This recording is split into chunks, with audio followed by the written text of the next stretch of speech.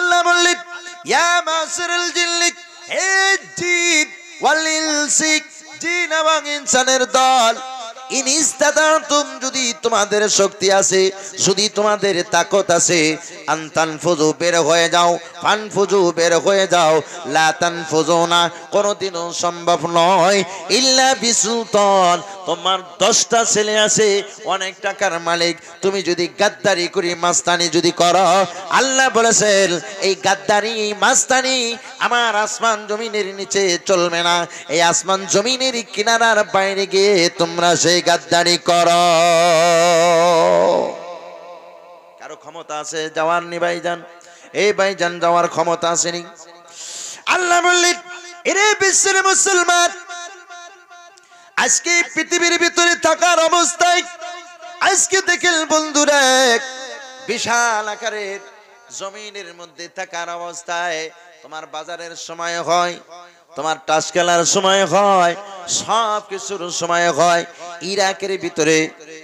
ইরাকের ভিতরে মক্তবের হুজুর ছাত্রদেরকে বলে দিয়েছেন, পৃথিবীর ভিতরে তোমরা বাড়ি যে বলবে, পৃথিবীর ভিতরে সব থেকে যেটা দামি কিতাব মানুষের নজর দেয় কম, ওই কিতাবটা নিয়ে তোমরা কালকে সকালে সবাই মক্তবে আসো।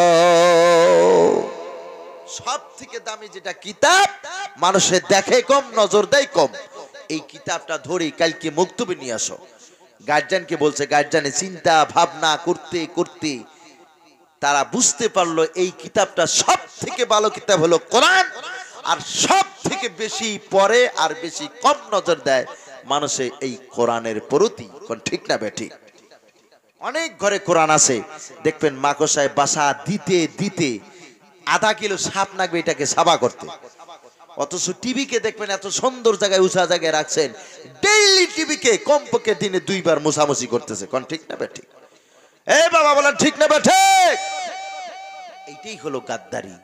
এই গাদ্দারি, এই অভদ্র আল্লাহ সহ্য করতে পারে না। কোন ঠিক না বেঠিক? কোকরাঝারে যখন ফাঁস 2012 গন্ডগোলে রমজান মাসের প্রথম দিন আমরা তারাবিতে দাঁড়িয়ে গেছি, সেই দিনই গন্ডগোলটা শুরু। 2 থেকে 3টা বাড়িতে একসঙ্গে যখন আগুন দেয়, ঘরের সমস্ত জিনিসপত্র পুরে খারখার হয়ে যায়। আল্লাহর 2টা কোরআন, এই কোরআন 2টি পড়ে নাই, পাখির মতন উড়ে গিয়ে তারা নদীর মধ্যে আস্তে করে পড়ে গেল। কোন সুবহানাল্লাহ, জোরে কোন সুবহানাল্লাহ। এই কোরআনকে যে বানাইছে, যে কোরআনকে যে নাজিল করেছে, সেই কোরআনের হেফাজতের দায়িত্ব সেই নিজেই নিয়েছে। আমার আপনার ভরসাই থাকে না। কোন ঠিক না বেটি? এই কোরআন আমার আপনার জন্য দিয়েছেন জ্ঞান হাসিল করার জন্য, জীবন ব্যবস্থাকে সোজা রাস্তার জন্য, সহি রাস্তার দিকে রাস্তা ধরার জন্য। এই কোরআনকে আগন্ত মুসলমানকে, মুসলমানের একটা হাতিয়ার, মুসলমানের একটা প্রমাণ, এই কোরআনকে আল্লাহ সেই জন্য পৃথিবীর রাখছেন। এই কোরআন যদি না থাকতেন আমাদেরকে তো ফুটবলের মতন শট দিয়ে আগরতলা দিয়ে বাংলাদেশে ঢুকতে হতো। কোন ঠিক না বেটি? এই কোরআনের জোরে, এই কোরআনের বরকত এখানে আছেন। অনেক ভাই জানাছেন যারা কোরআন পড়নেওয়ালাদেরকে ভালো পায় না, আলিমদেরকে বেশি একটা ভালো পায় না। অনেক ভাই আছে মাদ্রাসার কালেকশনে গেলে কয় এই যে ফোকামুল্লাহ আসলো, ভিক্ষা করতে আসলো। কোন ঠিক না বেটি? অনেকে এরকম আছে কিনা? এক মাতাব্বর দেওয়ানি আর আলিম। দেওয়ানি চিনেননি? দেওয়ানি চিনেন? মাতবর চিনেন? আপনার আর ভাষায় কয় মাতবর, আমরা কই দেওয়ানি। তার মানে দেওয়ানি আর মাতবরের মান আপনারা জানুন? এটার মিনিং কি জানেননি? মানে দেওয়ানি, এইটার নাম হয়েছে দেওয়ানি। দেওয়ানি। কোন ঠিক না বেঠিক? এইদিকে আছে কি না এরকম দেওয়ানি? আছে না নাই? এর নামই মাতবর, এর নামই দেওয়ানি। এই মাতবর আর একটা বিজ্ঞ আলিম ছিল। মানুষ তো আলিমকে তো ডেইলি দাওয়াত করে, কিন্তু মাতবর রে তো কেউ দাওয়াত দেয় না। এই আলিম সাহেব দাওয়াত খাইতে খাইতে উকাস পায় না, কলিজা টুকরা মুকরা যা আছে রান মান সব খায়। হঠাৎ করে মাতবরের বাড়ির সামনে কেরা জানি 5.5 কিলো পায়খানা করছে। এই তো মনে মনে ভাবছে এটা তো এই হুজুর ছাড়া কেউ করে নাই, এই দাওয়াত তো হুজুরই খায়। এমনি তো তার সাথে দুশ্মনী, আজকে তারও চান্স পাইছে, ডাকতে যায় হুজুর। কইছে সে গিয়ার দেখি আজকে মারামারি, মানে আজকে নিশ্চয়ই হইব। হুজুরও তার মারামারি করতে হারে না। কয় মাতবর সাহেব চিল্লেন কে? কয় ধুর বেটা, 12 বাড়ির 12 দাওয়াত খাইয়া 5.5 কিলো পায়খানা করছে, এটা কেডা ছাপা করবে? হুজুর কয় না তো, এটা তো আমি পায়খানা করি নাই। কয় তুমি পায়খানা করো না? বলে না, একজন জেনারেল ভাই 5 ওয়াক্ত নামাজ পড়ে, ইসলাম সম্পর্কে ভালো একটি জানা, উনি বলতেছে মাতবর চিল্লান কে? কয় এই দেখেন না হুজুর সাহেব মানুষের বাড়িতে দাওয়াত খেয়ে আমার বাড়ির সামনে 5 কিলো পায়খানা করছে। কয় এটা কি সম্ভব হয়েছে না? কয় না, তো এটা তো আলিমের পায়খানা নয়। কয় কেমনে জানলা? বলে প্রমাণ আছে। বলে কি প্রমাণ? একটা আলিম, একটা মুমিন, একটা ইমানদারের পায়খানা যদি থাকে, সেখানে কমপক্ষে 3টা ঢিলা কুলুপ পড়ে থাকবে, এখানে একটা ঢিলা কুলুপ নাই। এটা আপনার পায়খানা নয়, আপনার মতন একজন লম্পটের পায়খানা, আপনি নিজেই ছাপা করেন। ইমানদার মুসলমান যেখানেই যাবেন প্রমাণ থাকার দরকার আছে, আছে কিনা? আজকে মনে কি দেখবেন, বয়স 41-42 বছর হয়েছে, তারই সাইসা বলদর ফুটকির মতন বানাইয়া তেলতালা করে রাস্তাতে ঘুরতেছে হিরো সাইজা, এটা কি খুব ভালো দেখা যায়? দাড়ি যাদের আছে তাদের যেটা পুরুষত্ব, জোয়ানি, যেটা শক্তি তাকত, কমপক্ষে 100-র মধ্যে 80% হলেও বেশি আছে। কোন সুবহানাল্লাহ। এই দাড়ি রাখার এটাই উপকার। নবীর একটা সুন্নত জারি, একটা সুন্নত যদি কেউ জারি করে কবরে যেতে পারে, আল্লাহর নবী নিজে সুপারিশ করে তাকে জান্নাতে পৌঁছে দিবে। কোন সুবহানাল্লাহ। আর যদি দাড়ি রাখেন, শুধু এটাই নয়, কমপক্ষে 20 থেকে 25টা খারাপ কাজে থেকে আপনি হেফাজতে থাকবেন। দাড়ি রাখলে জিনা করবে না? করবে? দাড়ি রেখে কোনো বেটা জিনা করব? মদ খাবে, তাস খেলবে, জুয়া খেলবে, মিথ্যা কথা বলবে, সিনেমা দেখবে, মানুষকে মারবে, ফস করে একজনের জিনিস কি চুরি করবে? করবে? দেখেন কতগুলোই 8-10টা এখানেই বের হয়ে গেল। দাড়ি রাখার অনেক ফায়দা আছে। আজকের থেকে কারা কারা দাড়ি রাখবেন না একটু হাত উঠান।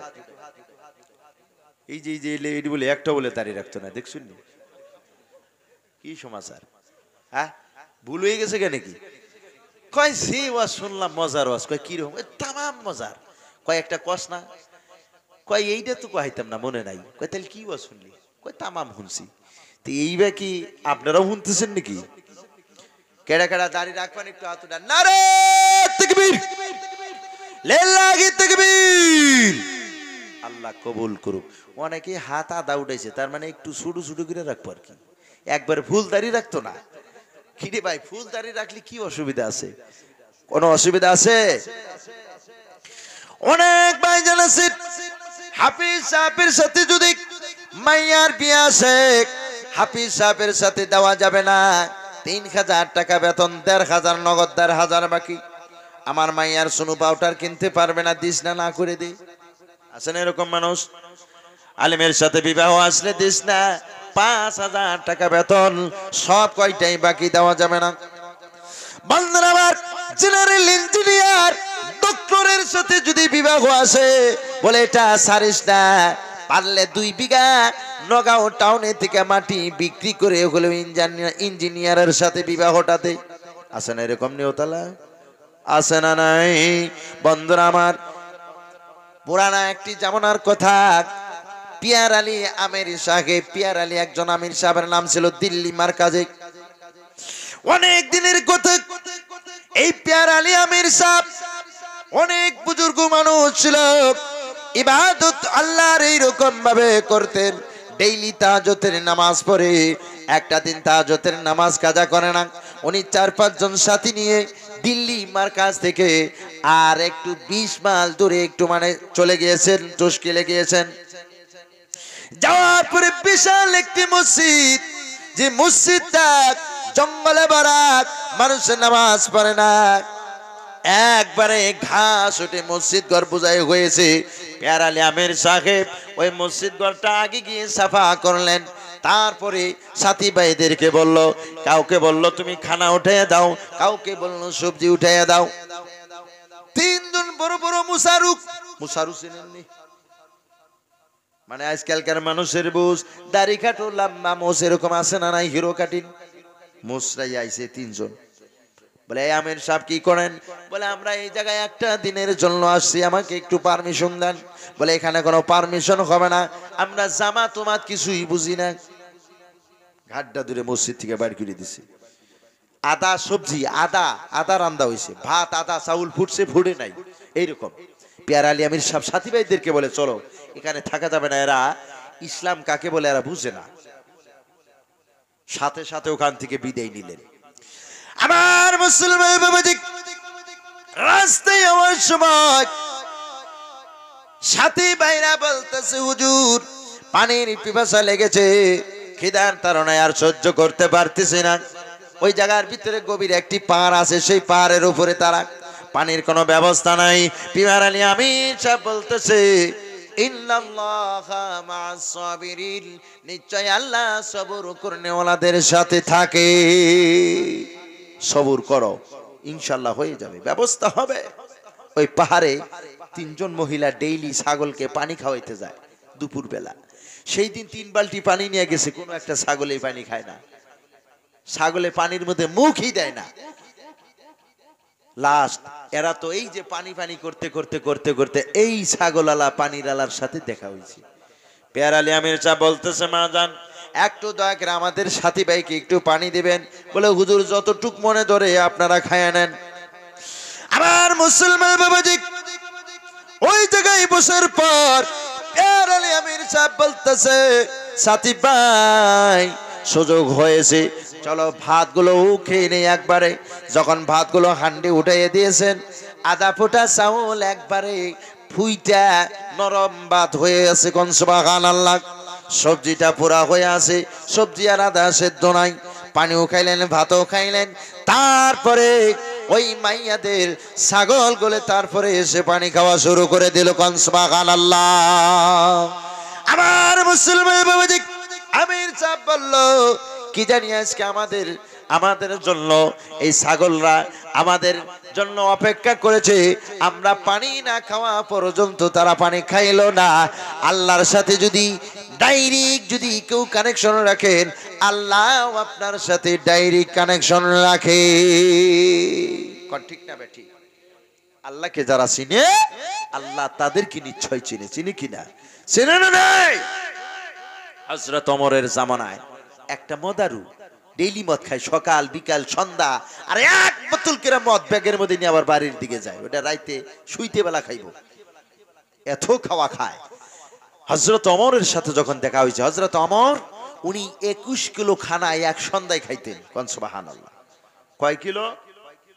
21 কিলো। তাহলে মানুষটার শক্তি কতটুকু? 21 কিলো খানা যদি খায়, আমার মতন আপনার মতন বেড়া চল 10টা এক খামসায় 2টা ঢেল মারতে পারবো। কোন ঠিক না বা ঠিক? আমার মুসলমান বাবাজি, এইবার ওমরের সাথে যখন এই মাদারুর যখন দেখা হয়েছে, এই মাদারু মনে মনে ভাবতেছে, আজকে তো জনমের মদ খাওয়া আমাকে একবারে খাওয়াবো।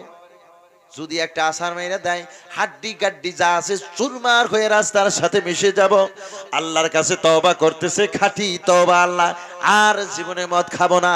আজকে ওমরের সাথে থেকে যদি আপনি বাঁচাইতে পারেন, আজ থেকে আর জীবনে মদ খাবো না। এইরকম ভয় করতেন ওমরকে দিকে।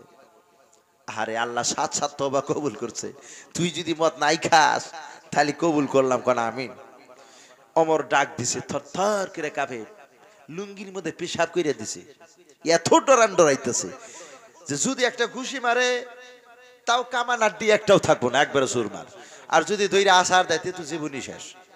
এই ডরে, এই ভয়ে আল্লাহর কাছে খালি তওবা করতেছে, আল্লাহ ওমরের হাতে থেকে বাঁচাও। ওমর কাছে এই বেটা এদিকে, কাঁপতে কাঁপতে গেছে, কয় তোর ব্যাগের মধ্যে কি? অনেক সময় দম ধরে থেকে কয় এই ব্যাগের মধ্যে গাখিরের বোতল আছে। ওমর কয় ঘুষাইয়া দেখা, বাইর করে দেখা। যখন ব্যাগটা মেলায় দেখা, অরিজিনালি মদের বোতল গাখির হয়েছে, কোন সুবহানাল্লাহ, জোরে কোন সুবহানাল্লাহ। এই বেটা অবাক হয়ে গেছে, কি রে, আল্লাহরে যদি অন্তর দিয়ে যদি কেউ আল্লাহকে ভালোবাসে, আল্লাহর সাথে যদি সঠিক তওবা যদি কেউ করে, নিশ্চয়ই আল্লাহ শোনে। শোনে কিনা? আজকে থেকে খাঁটি তওবা করে নেন যে এক ওয়াক্ত নামাজ আজকে থেকে কাজা হবে না। হাত উঠান তো দেখি কে কে আছে। দেখছেন কত আস্তে আস্তে হাত উঠে, মাহারে নারায়ে তাকবীর। আল্লাহ কবুল করুক, সকলে বলেন আমিন। আর একটু ওয়াদা করেন, কোন মদ খাবো না, কোন মদ খাবো না। অনেকে কিন্তু খায়, কোন মদ খাবো না, ভাং খাবো না, গাঁজা খাবো না, সুদ খাবো না। জোরে কন্যা কে, জোরে কন, সুদ খাবো না, মদ খাবো না, মিথ্যা কথা বলবো না, মসজিদে যাব না। ও যাইবেন? এই মসজিদে কিরকম মানুষ হয়? হয়তো আজান দিলে মানুষ হয় কিনা?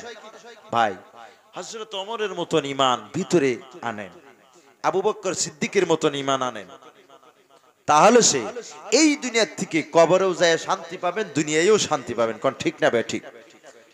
কারো অসুবিধা হয়েছে নাকি? এই যে চাচা এইদিকে ঘুরে মোনাজাত ধরছে নাকি? নাকি ঘুম ধরছে? ও বয়োজ্যেষ্ঠ মানুষ, থাকতে দেন, থাকতে দেন।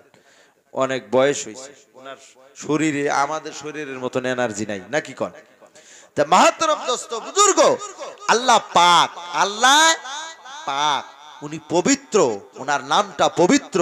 এই পবিত্র নামটা লওয়ার জন্য এই মুখটাও পবিত্র থাকার দরকার আছে, আছে কিনা? আছে না নেই? এই পবিত্র মুখ দিয়ে যদি আল্লাহকে ডাকেন, আল্লাহ নিশ্চয়ই শুনবে। সাহাবীদের জামানায়, আল্লাহ নবীর জামানায় বদরের যুদ্ধতে আমাদের সাহাবীরা, নবীওয়ালা জামাত, এরা ছিলেন 350 আর তারা ছিল 950।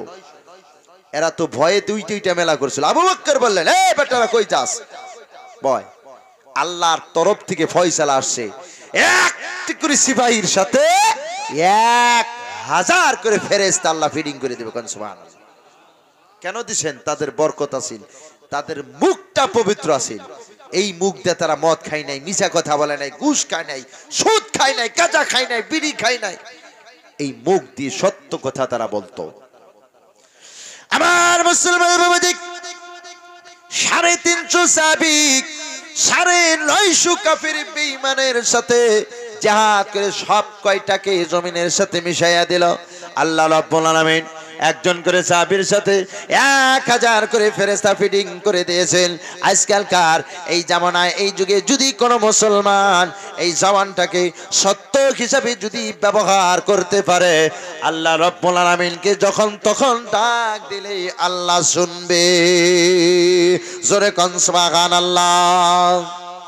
আমার মুসলমান বাবাজি, বন্ধুরা আমার, কোকরাঝারের ভিতরে মানুষকে যখন মারা শুরু করে দিল, মানুষ ওই কোকরাঝারের ভাইজানেরা ডেইলি মদ পান করতো, সকাল বিকাল। রাবাকার ও বড় জাতি ম্যাচ বুঝা গেত না, সব এক সমাজে জামাত করতো। আমার মুসলমান বাবাজি, আল্লাহ সহ্য করতে পারলো না।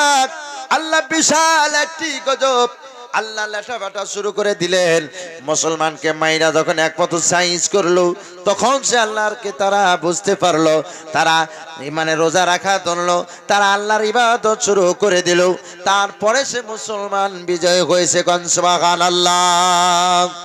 আমার মুসলমান বাবাজি, বন্ধুরা আমার, আল্লাহ কুরআনুল কারীমের মধ্যে বলেছেন, ইয়া আইয়ুহাল্লাযীনা আমানু, এ বিশ্বের ঈমানওয়ালা, ইন্নামাল খামরু ওয়াল মাইসিরু, মদ খাওয়া, জুয়া খেলা, ওয়াল আজলামু ওয়াল আনসাবু, প্রতিমা করা, ভাগ্য পরীক্ষা করা। কালী পূজার মধ্যে মুসলমান ভাগ্য পরীক্ষা করে না নাই? সামনে আমাদের জানুয়ার মাস আসতেছে। এই জানুয়ার মাসে অনেকগুলা জানুয়ার খাবে, ঠিক না ভাই? ঠিক। অনেকেই অনেক জানুয়ার খাবে না নাই? জানুয়ারির 1 তারিখে বক্স নাই, বড় বড় বক্স গুলো ভাড়া করে নাই, শেয়ালে ঘরে থেকে মুরগি নিয়ে ময়দানে খায়। এই জানুয়ার মাসে দেখবেন আমাদের আপনাদের অনেক সন্তান এই শেয়ালের মতন ঘরে থেকে মুরগি নিয়ে ময়দানে নিয়ে খাবে। এটা তো পিকনিক খাওয়া মুসলমানের জায়েজ নাই, এটা জানুয়ার খায়। আল্লাহ রাব্বুল আলামিন বলেছেন, ওয়াল আজলামু, ভাগ্য পরীক্ষা করা। তোর যদি ভাগ্য পরীক্ষা করার ইচ্ছা আছে, এইরকম বিশাল মসজিদের মধ্যে 10-20 হাজার টাকা দান করে দে, ওযুখানা বানাইয়া দে। এটা হলো সব থেকে বড় ভাগ্য পরীক্ষা। কিয়ামতের ময়দানে তুই যদি মরেও যাস, কিয়ামত পর্যন্ত তোর কবরের মধ্যে যত মানুষ ওযু করবে, প্রত্যেকটা মানুষে ওযু করে যত সওয়াবটা পাবে, তোমার মতন বান্দা কবরে শুয়ে থেকে তার থেকে বেশি সওয়াব তোমার কবরে চলতে থাকবে। জোরে বলেন, আরো জোরে বলেন, আরো জোরে বলেন। আমার মুসলমান বাবাজি, আল্লাহ রাব্বুল আলামিন বললেন, ওয়াল আজলাম ওয়াল আনসাবু, ভাগ্য পরীক্ষা করা, প্রতিমা করা, রিজিসুম মিন আমালিশ শাইতান, এই সমস্ত হলো শয়তানের কাজ, এই সমস্ত আমি আপনার মতন মুসলমানের কাজ নয়। বন্ধুরা আমার, আল্লাহ রাব্বুল আলামিনের হাবিব আল্লাহর রাসূলকে একজন সাহাবী জিজ্ঞাসা করতেছে, ইয়া রাসূলুল্লাহ, ইয়া হাবিবাল্লাহ, এই বেটা, এই রুমাল, এই মালফারারা, কি হইছে? পেশাব আইছে না পায়খানা আইছে? কিচ্ছুই হয় না। বল, মাহফিলে বসলে মনে হয় লাল পিঁপড়া, মনে হয় পুটকিত কামড়েই থাকে নাকি? কি রে ভাই, আলোচনা শুনতেছে, কোরআনের কথা শুনতেছে, তা ওইটা মেলা করে। এই জায়গার কি নিয়ম এইটা নাকি? হ্যাঁ, মাহফিল থেকে উঠা মানে কি? আল্লাহর নবীর মেহমানকে বেয়াদবি করা, আল্লাহর কোরআনের কথা হইতেছে, এটাকে বেয়াদবি করা, এই জরিমানা কে দিবে? এটা তো বড় মুনাফিক। মুনাফিকের জন্য সব থেকে নিচের দরজার জাহান্নাম। আমার মুসলমান বাবাজি, আল্লাহর নবীকে যখন সাহাবীরা জিজ্ঞাসা করলেন, ইয়া রাসূলুল্লাহ, ইয়া হাবিবাল্লাহ, আইয়ুল আমালি আহাব্বা ইলাল্লাহি তাআলা, সব থেকে পছন্দনীয় আমল আল্লাহর কাছে কোন আমল? আল্লাহ নবী জবাব দিলেন, কানা as-salatu li waqtiha, আল্লাহর নবী বললেন, নামাজকে সময় মোতাবেক পড়া, এই আমলটা আল্লাহর কাছে বেশি পছন্দনীয় আমল। জোরে বলেন সুবহানাল্লাহ, নারে তাকবীর। আমার মুসলমান বাবাজি, এই বন্ধুরা, অনেক ভাই জানাছেন যারা রিক্সা চালায়, যারা ঠেলাওয়ালা, যারা কামলা দেয়, যারা গরিব মানুষ, তারা প্রশ্ন করতে পারে, হুজুর আমি যখন রিক্সা চালাই তাহলে কোথায় নামাজ পড়বো? আমার ক্ষেতে আমারে কাজ করতে হয়, কোথায় নামাজ পড়বো? আল্লাহর নবী বলেছেন, এরে বিশ্বের মুসলমান, ইন্নামাল আমালু বিন্নিয়াত, সমস্ত কাজগুলো, সমস্ত আমলগুলো হলো নিয়তের উপরে দারোমাদার, নিয়তের প্রতি ভরসা। আমার মুসলমান বাবাজি, আজকে আপনি হাল খেতে গিয়েছেন, সেখানে যাওয়ার পরে জোহরের নামাজের হিসাব সাজানো হয়ে গেল, আপনি ওখান থেকে আসতে আসতে অনেক টাইমের দরকার, অনেক সময় যাবে গা। বন্ধুরা আমার, আপনার নিয়ত ঠিক আছে, আল্লাহ আমি এই জায়গায় কাজ করতেছি, মসজিদটা অনেক দূরে, আমি মসজিদে যাওয়ার সময় হইতেছে না, আল্লাহ আমি এখানে নামাজটা আদায় করে নিলাম। আমার আপনার আল্লাহ রাব্বুল আলামিন ওই হালকাতে নামাজ আদায় করলেও মসজিদে জামাতে নামাজ আদায় করার সওয়াব তোমার আমলনামায় লিখে দিবেন। জোরে বলেন সুবহানাল্লাহ। আমার মুসলমান বাবাজি, এই নামাজ, নামাজ এরকম একটি বস্তু, ফার্সি ভাষায় বলেছে, নামাজ শব্দের অর্থ ফার্সি কি পেহলি কিতাবের মধ্যে লেখা আছে, নামাজ আল্লাহ তাআলা की एक मखसूस इबादत है, নামাজ হলো আল্লাহর খাস একটি ইবাদত। এই ইবাদত একজনেও যদি ত্রুটি করে না, আল্লাহ মানবে না। এক ওয়াক্ত নামাজ যদি কাজা হয়ে যায়,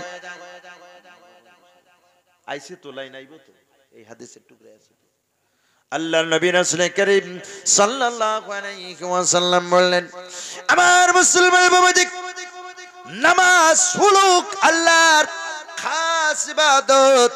নামাজ যদি এক ওয়াক্ত নামাজ যদি আপনার যদি কাজা হয়ে যায়, 1,80,000 হুকবা আপনার দুজুক কাটতে হবে। জোরে কন্না নাউজুবিল্লাহ। আমার মুসলমান বাবাজি, হযরতে মূসা নবীর জামানায় মূসা নবী একদিন বিশাল একটি পাহাড়ের নিকট দিয়ে রওনা করলেন।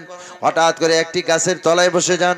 বসে যাওয়ার পর ওই গাছের একটি ডাল ধরে মূসা নবী দাঁড়িয়ে গেলেন। ডালটা ধরা মাত্রই সমস্ত পাতা জোরে জোরে জমিনের মধ্যে পড়ে যায়। মূসা নবী ভয় পেয়ে যায়।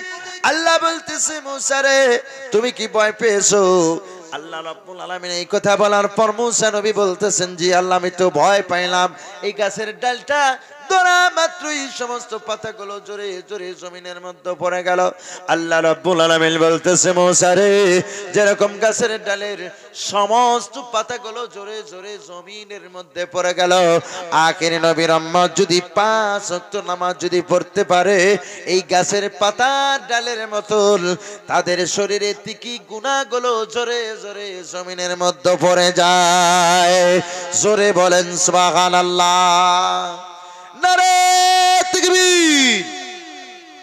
আমার মুসলমান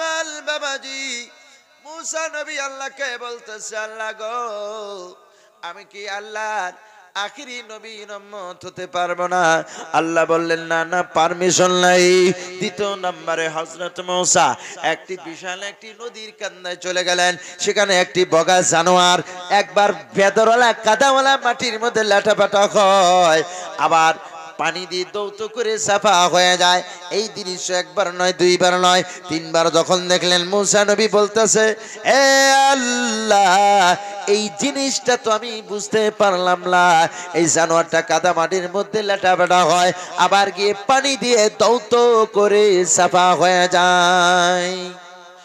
আল্লাহ রাব্বুল আলামিন বললেন, মুসা রে, এই জানোয়ারটি যেরকম কাদা মাটির মধ্যে লাটাপাটা হয়, আবার গিয়ে দৌত করে সাফা হয়ে যায়, আখের নবীর উম্মত 5 ওয়াক্ত নামাজের মধ্যে যদি 5 বার যদি ওযু করে, আল্লাহ রাব্বুল আলামিন বলতেছেন, ওযু করলে শরীরের থেকে প্রত্যেকটা রুমার গুড়ি থেকে সমস্ত গুনাহগুলো জোরে জোরে যেমন তো জমিনের মধ্যে পড়ে যায়, ওইভাবে এই জানোয়ারটা যেরকম সাফা হয়ে যায় পানি দিয়ে দৌত করে। আখেরি নবীর উম্মত যদি এই রকম 5 ওয়াক্ত নামাজে 5 বার যদি ওযু করে, আল্লাহ তাবারক ওয়া তাআলা বলেছেন, শরীরের থেকে সমস্ত গুনাহগুলো ওযুর পানির সাথে জমিনের মধ্যে পড়ে ওই সাফা হয়ে যাবে। কোন সুবহানাল্লাহ, নারে তাকবীর। আমার মুসলমান বাবাজি, এই লাইনটা এখন ক্লিয়ার বলতে গেলে 1.5 থেকে 2 ঘন্টার দরকার আছে। আল্লাহ নবীকে দ্বিতীয় নাম্বার প্রশ্ন করলো, সুম্মা আইয়ুন, তারপরে কোন আমলটা বেশি পছন্দনীয় আমল? আল্লাহর নবী বললেন, বিররুল ওয়ালিদাইন, মা এবং বাবার খেদমত করাটা বেশি পছন্দনীয় আমল। যে মা বাবা তোমাকে 10 মাস 10 দিন গর্ভধারণ করেছে, এই গর্ভের মধ্যে তোমাকে তুমি দুঃখ পাবে, কষ্ট পাবে, সেই জন্য মা ভারী কাম করে নাই, ভারী খানা খাইতে পারে নাই, পেট ভরে জীবনে খানা খাইতে পারে নাই। এই মা এই বাবা দুইজনে তিল তিল করে মহব্বত করে কষ্ট করে এই দুনিয়ায় তুমি চলে আসলা। চলে আসার পর 2 থেকে 3 বছর বয়স পর্যন্ত বাবা যখন হাটে ঘাটে যায়, ছোট্ট বাচ্চারা যখন আব্বা আব্বা করে ডাক দেয়, বাড়িতে আসার পর কতটা একটা মহব্বত, কতটা একটা মহব্বত। এই যে প্রোগ্রামে আসছি, ছোট একটি আমার বাচ্চা আছে 4 বছর বয়স, মোবাইলের মধ্যে ফোন করে বলবে, আব্বা, কত সুন্দর মধুর ডাক। এই ডাকটা একদিন আমরা আমাদের আব্বাকেও ডাকছি, আমাদের আব্বাও এরকম আমাদেরকে মহব্বত করছে কিনা? বন্ধুরা আমার, এই মা বাবার খেদমত করাটা আল্লাহর নবী বলছেন, এটা আল্লাহর কাছে বেশি পছন্দনীয় আমল। কোন সুবহানাল্লাহ। আমার মুসলমান বাবাজি, আল্লাহ রাব্বুল আলামিন বললেন, ওয়া কাযা রাব্বুকা আল্লা তা'বুদু ইল্লা ইয়্যা ওয়া বিল ওয়ালিদাইনি ইহসানা। জোরে বলেন আল্লাহু আকবার। আল্লাহ রাব্বুল আলামিন কোরআনুল কারীমের মধ্যে ঘোষণা করলো, এর বিশ্বের মুসলমান, সর্বপ্রথম তোমরা আল্লাহ রাব্বুল আলামিনের ইবাদত করো। দ্বিতীয় নম্বরে তোমার মা এবং বাবার খেদমত করো। এটা কে বললেন? এটা কে বললেন? জোরে বলেন। আল্লাহ। আল্লাহ বলেছেন। তাহলে আল্লাহ যদি বলেছেন, এই মা বাবার খেদমত যদি আমরা না করি, যদি নাফরমানি করি, তাহলে কি হবে? রিজাল রাব্বি ফি রিজাল ওয়ালিদি, মা বাবা যদি তোমার প্রতি যদি রাজি থাকে, আল্লাহ রাব্বুল আলামিন রাজি। ওয়া সাখতু রাব্বিক ফি সাখাতিল ওয়ালিদি, আর যদি মা বাবা তোমার প্রতি যদি নারাজ থাকে, আল্লাহ রাব্বুল আলামিন নারাজ। আল্লাহ যদি নারাজ হয়, জাহান্নাম নিকটবর্তী হবে, জান্নাত হারাম হয়ে যাবে। বলেন ঠিক না বেঠিক? বলেন ঠিক না বেঠিক? আমার মুসলমান বাবাজি, আপনি যখন ছোটবেলায় বাবা যখন বাজারে যেত, আপনি বলে দিয়েছিলেন, বাবা আমার জন্য মিষ্টি এনো, আমার জন্য খুরমা এনো, জিলাপি এনো। বাবাকে কান্দে কান্দে বাবাকে আহত করে করে তুমি বলেছো বাবা বাজারে গিয়েছি, বাজারে খরচ করে আর ওই ছেলের কথা মনে পড়ে জিলাপি মিষ্টির পয়সা আছে কিনা। বন্ধুরা আমার, খরচ করতে করতে লাস্ট কিছু একটা টাকা আছে।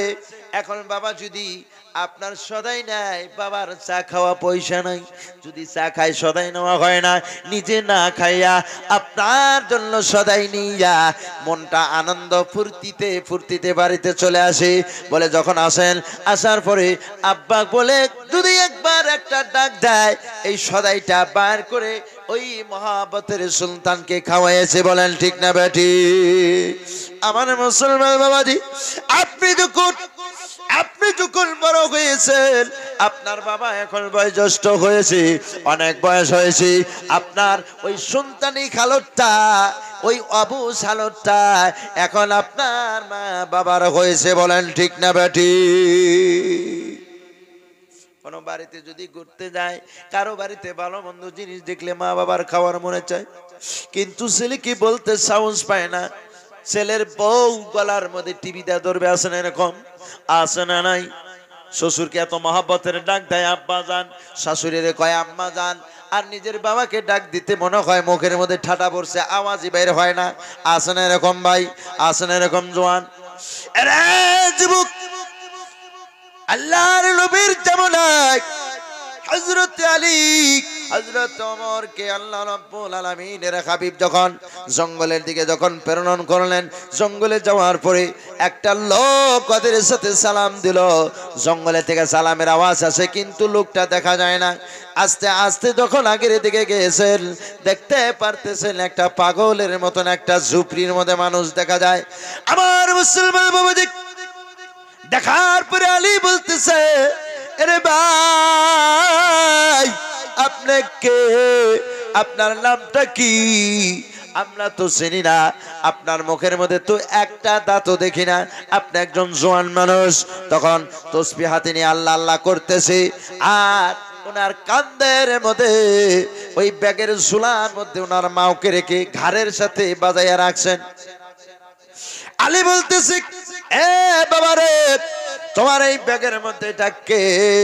ওই ব্যক্তি বলতেছে, আলী রে, এটা আমার জন্ম দেওয়া মা। এই মাকে আমি আজকে একদিন নয়, 2 দিন নয়, 30টা বছর আমি মাকে মাটিত নামতে দেই না। জোরে বলেন সুবহানাল্লাহ, আরো জোরে বলেন সুবহানাল্লাহ। আমার মুসলমান বাবাজি, আলী হয়রান হয়ে যায়, পেরেশান হয়ে যায়। ওই লোকটি বলতেছে, আলী রে, তোমরা দুইজন বাহাদুর মানুষ, হযরত ওমর অনেক শক্তিশালী, আলী অনেক শক্তিশালী। বলে আমার মাকে তো আমি তো কোনোদিন মাটির মধ্যে আমি রাখি না, আজকে কতটা দিন ধরে আমি সিজদায় পড়ে আল্লাহকে ডাকতে পারি না। আলী রে আমার, এই ব্যাগটা একটু সময়ের জন্য ধরে রাখো, আমি একটু সিজদায় পড়ে আখিরি নবীর উম্মতের জন্য আমি একটু গুনাহ মাফ করি। জোরে বলেন সুবহানাল্লাহ। আমার মুসলমান বাবাজি, আমার একটা ইটি ধরেছেন, আলী একটা ব্যাগের কোনা ধরেছে। 2 শক্তিমান মুজাহিদিন ধরে এই রকম জমিনের মধ্যে দাঁড়িয়ে রয়েছে। এই ওয়াজ করুনি পাগল মাটির মধ্যে সিজদায় পড়েছে, সিজদায় পড়ে আল্লাহ আল্লাহ আল্লাহ আল্লাহ জিকির করতেছে। আমার মুসলমান বাবাজি, হযরত ওমর আলী ওনার মায়ের ভর এত ওজন, এত ওজন, বুক পর্যন্ত যখন জমিনের মধ্যে ঢুকে পড়ছে, ওমর আওয়াজ দিয়ে বলতেছে, ভাই গো, তুমি সিজদা ওঠাও, তোমার মায়ের এতবার এত ওজন আমি সহ্য করতে পারতেছি না, দয়া করে তুমি সিজদাটা ওঠাও। ওয়াজ করুনি সিজদা উঠাইয়া আমারকে বলতেছে, ভাই আমার আর 2টা মিনিট যদি আমার মাকে যদি এইভাবে ধরে রাখতে পারতা, এই উম্মতের 16 আনা গুনাহটা আমি আল্লাহর কাছে কৈফিয়ত দিয়া মাফ করতে পারি। জোরে বলেন সুবহানাল্লাহ। এই ওমর, তোমরা বলেছো আমার দাঁতগুলো কি হয়েছে, ওমর তোমরা জানো না, গজায়ে উহুদের মধ্যে যখন নবীজির দান শহীদের খবর পেয়েছিলাম, কলমা দাঁত শহীদ হয়েছে, কোন দাঁত বানিয়ে শহীদ হয়েছি, কোনটা মানে আমি উঠে ফেলবো আমি জানি না। এই নবীর মহাবতে গোটা দাঁতের, গোটা মুখের দাঁত, কাঁচা দাঁতগুলো একদিকে থেকে আমি সবগুলো দাঁত উঠে ফেলেছি। জোরে বলেন সুবহানাল্লাহ। আমার মুসলমান বাবাজি, দয়া করে মায়া করে, এই মাহফিলের মধ্যে আমার অনেক ভাইজান আছেন যাদের মহাব্বতের মা আজকে কবরে আছে, খেদমত করতে পারেন নাই। যাদের মহাব্বতের বাবা কবরের মধ্যে আছে, খেদমত করতে পারেন নাই। মহাব্বতের সুলতান কবরে আছে, ছেলের সাথে মহাব্বত করতে পারেন নাই। বন্ধুরা আমার, নবীর সাথে আমরা যেভাবে সম্পর্ক রাখার দরকার সেইভাবে নবীর সাথে সম্পর্ক রাখতে পারি নাই। আমার মুসলমান বাবাজি, আল্লাহর নবী বলেছেন মানুষ যখন মৃত্যুবরণ করে মানুষের সমস্ত আমলের দরজা বন্ধ হয়ে যায়। ইজা মাতাল ইনসানু ইনকাতা আনহু আমালুহু, যখন মানুষ মরে যায় মানুষের সমস্ত আমলের দরজা বন্ধ হয়ে যায়। ইল্লা মিন সালাসা, তিনটা আমলের দরজা আল্লাহ খোলা রাখেন। জোরে কোন সুবহানাল্লাহ, আরো জোরে সুবহানাল্লাহ। এত বড় অফার পাওয়া যাবে নি। মৃত্যু হয়ে যায়, মরার পরেও তিনটা আমলের দরজা খোলা থাকে। সেই তিনটা আমলের দরজা কি কি একটু দয়া করে শুনবেন নি ভাই, শুনবেন নি। আল্লাহ নবী বললেন ইল্লা বিল সাদকাতিল জারিয়াত, এ বিশ্বের মুসলমান একমাত্র হলো সদকায়ে জারিয়া। আল্লাহর নবী বলেছেন এটার মিনিং হলো, আজকে আপনাদের সামনে চোখের সামনে আল্লাহর একটি ঘর দেখা যায়, চোখের সামনে নবীর মাদ্রাসা অনেক দেখা যায়, চোখের সামনে গরিব ফকির মিসকিন অনেক দেখা যায়। দেখা যায় না নাই? এ বাবা, দেখা যায় না নাই?